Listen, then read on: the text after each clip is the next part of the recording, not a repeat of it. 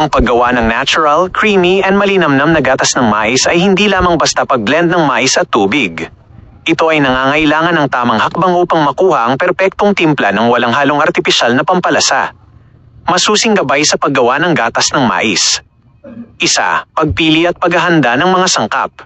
Gumamit ng katamtaman hanggang sapat na hinog na mais na may mga butil na buo, siksik at pantay ang kulay. Ang sobrang batang mais ay may mas maraming tubig at mas kaunting starch, habang ang sobrang hinog naman ay maaaring maging matigas at tuyo. Hiwain ang dulo ng mais at alisin ang mga panlabas na balat. Mahalagang panatilihin ang malambot na inner husks at corn silk dahil nagtataglay ito ng banayad na natural na aroma. Hiwain o kayurin ng mga butil mula sa dalawang pangunahing gilid ng katawan ng mais. Iwasang lumapit ng husto sa gitna, cob, upang hindi sumama ang mga hibla na maaaring magbigay ng mapait na lasa. 2. Pagluluto ng base liquid at pagblend. Pakuluan ng mga balat at buhok ng mais sa loob ng 20 minuto upang masipsip ng tubig ang natural nitong halimuyak. Alisin ang mga balat pagkatapos at iwanan ang likido na gagamitin sa pagblend. Ilagay ang kinaskas na mais sa blender sa pamamagitan ng mga batch. Magdagdag ng sapat na dami ng pinakuluang tubig mula sa balat at i-blend hanggang sa maging napakinis o smooth ang timpla. 3. Pagsala at pagluluto ng gatas. Salayin ang giniling na mais gamit ang fine mesh strainer at pagkatapos ay sa fine mesh o net cloth upang maihiwalay ang malalaking pulp. Huwag itong pigaing masyadong mariin upang maiwasan ang paglusot ng mga pinong solid particles. Magdagdag ng 1/4 kutsarita ng asin upang balansehin ang tamis.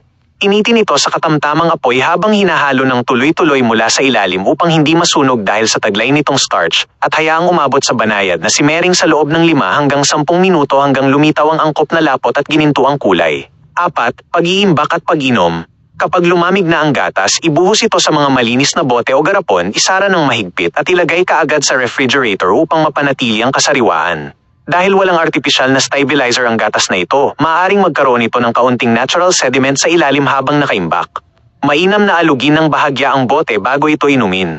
Mga benepisyo ng gatas ng mais sa kalusugan ng regular o katamtamang pag-inom ng gatas ng mais ay nagbibigay ng iba't ibang sustansya na nakakabuti sa ating katawan. Mayaman sa antioxidants, taglay nito ang lutein at zeaxanthin, 2 uri ng carotenoids na pangunahing tumutulong sa pagpapanatili ng malusog na paningin at pag-iwas sa pagkasira ng mga selula sa mata. Lactose-free alternatibo. Dahil ito ay gawa sa purong gulay mais, mainam itong inumin ng mga taong may lactose intolerance o hirap mag-digest ng gatas na galing sa hayop. Pinagmumula ng fiber at bitamina, nakatutulong ito sa maayos na pagtunaw ng pagkain dahil sa natural na hibla nito, pati na rin sa pagbibigay ng bitamina B at C na nagpapalakas ng resistensya. Natural Energy Booster. Nagbibigay ito ng malinis na carbohydrate at natural sugars na mabilis makapagbibigay lakas ng hindi nagdudulot ng biglang pagtaas ng asukal sa dugo kumpara sa mga komersyal na inuming may mataas na artipisyal na tamis. Nais mo bang subukan ang recipe na ito para sa negosyo o para sa inyong pamilya?